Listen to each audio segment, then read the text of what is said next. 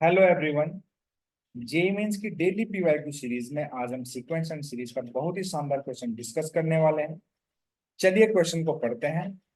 Question में बोला गया है कि एबीसी नाम का एक ट्रायंगल है। A new triangle is formed by joining the middle points of all the side of triangle ABC। तो देखिए ये मिडिल पॉइंट है। इनको ज्वाइन करके मैंने एक ग्रीन कलर का आपको दिख रहा होगा एक ट्रायंगल बनाया है। और इसने बोला है कि and the same process is repeated infinitely many times. मतलब इसके अंदर एक दूसरा, जब आप क्या करेंगे, इस ट्रायंगल एबीसी ट्रायंगल के मिड पॉइंट को ज्वाइन करके एक ट्रायंगल बनाएंगे तो वो भी एक इक्विलेटरल ट्रायंगल होगा। फिर उसके अंदर भी यही प्रोसेस रिपीट करेंगे तो भी इक्विलेटरल ट्रायंगल होगा। उसके अंदर भी अगर रिपीट करेंगे तो इनफाइनाइट तक ये इक्विलेटरल ट्रायंगल्स बनते जाएंगे। अब दूसरी बात आपको बताता हूं। ये और ये बराबर होगा, ये और ये बराबर होगा, यानी कि अगर मैं पी क्यू आर इसको बोल दूं तो जो एपी है ना वो 1/2 ऑफ ए बी है। ये बात आपको पता है। इसी तरीके से जो ए सी है ना वो 1/2 ऑफ ए सी है।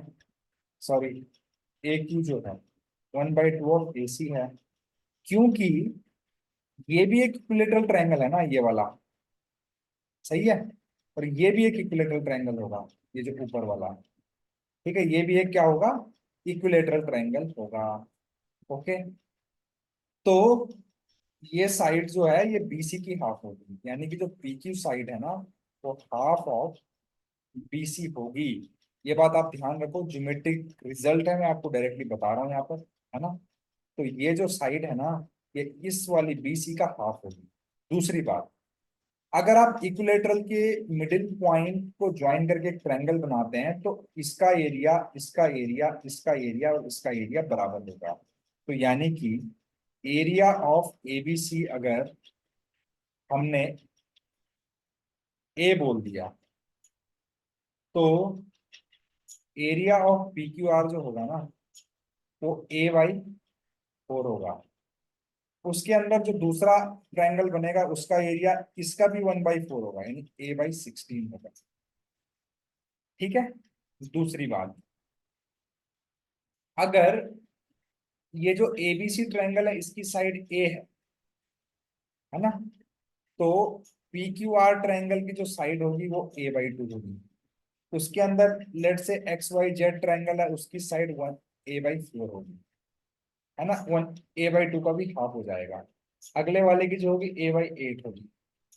तो ध्यान दीजिएगा, अगर साइड भी ऐसे हो गई तो अगर इक्विलेटरल ट्रायंगल का जो पेरीमीटर है, क्योंकि यहाँ पर सम ऑफ पेरीमीटर और सम ऑफ एरियाज की बात हो रही है, तो अगर ए बी सी का पेरीमीटर, क्योंकि साइड लेंथ ए है तो पेरीमीटर होता है सारी साइड लेंथ का सम, 3A होगा। तो पी क्यू आर का जो पेरीमीटर होगा वो 3A/2 होगा। मतलब पेरीमीटर हाफ होता चला जाएगा। उसके अंदर एक्स वाई जेड है, उसका जो पेरीमीटर होगा वो 3A/4 होता चला जाएगा।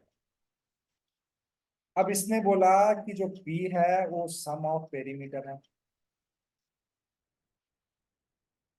और क्यू जो है वो है सम ऑफ एरिया। अब मैंने आपको यहाँ पर ये एरिया वाली चीजें समझा दी हैं कि एरिया को हम, अगर एबीसी का ए है तो ए लिखेंगे, अगले वाले का A/4 है, अगले का A/16 है, इस तरीके से। अब आपने ध्यान देना है, अब मैं नहीं लिखूंगा यहाँ पे, लिखूंगा क्या वो चीज, चलो ए की वैल्यू हम बाद में लिखेंगे, ए की टर्म्स में निकाल लेते हैं अभी, है ना। ओके। पेरीमीटर को हमने, अगर एबीसी का पेरीमीटर हमने पी बोला तो पी क्यू आर का P/2 होगा। और P/2 नहीं, मतलब मैं कुछ और मान लेता हूँ, पेरीमीटर को एस बोल लेते हैं ना, एस। तो इसका S/2 होगा, अगले वाले का S/4 होगा, यानी कि S+S/2 plus S/4 and so on. कहाँ तक, इंफिनिटी तक। कहाँ तक, इंफिनिटी तक। ध्यान रखिएगा, अगर आप देखेंगे तो ये एक इनफाइनाइट जीपी, इसकी फर्स्ट टर्म कैपिटल ए है कॉमन रेशियो 1/4 है। ये भी एक इनफाइनाइट जीपी है, इसकी फर्स्ट टर्म एस है और कॉमन रेशियो जो है 1/2 है। तो इनफाइनाइट जीपी का सम हमें पता है A/1 - R होता है। तो जो P है उसकी जो वैल्यू होगी वो होगी S/1 - 1/2, यानी कि 2S।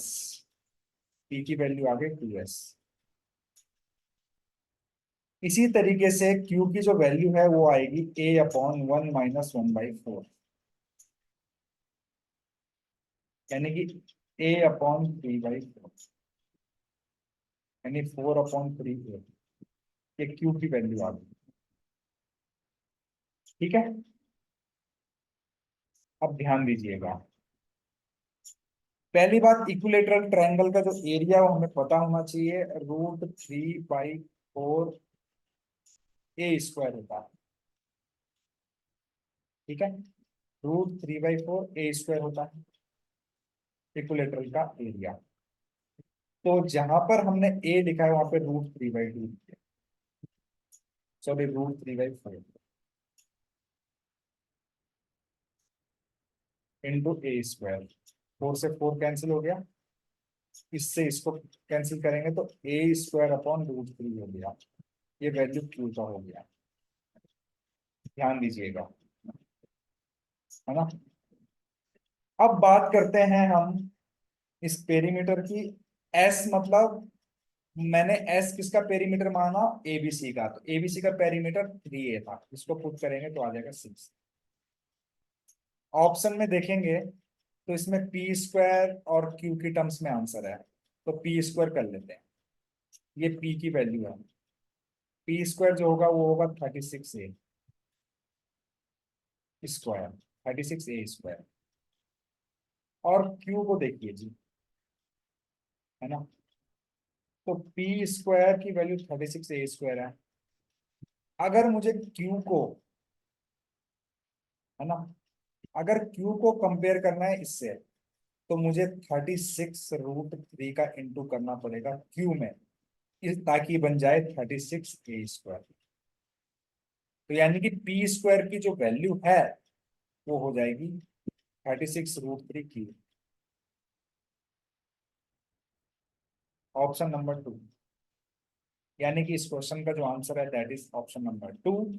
अगर आपको सॉल्यूशन अच्छा लगे प्लीज चैनल को लाइक शेयर और सब्सक्राइब करना बिल्कुल ना भूलें। Thank you very much.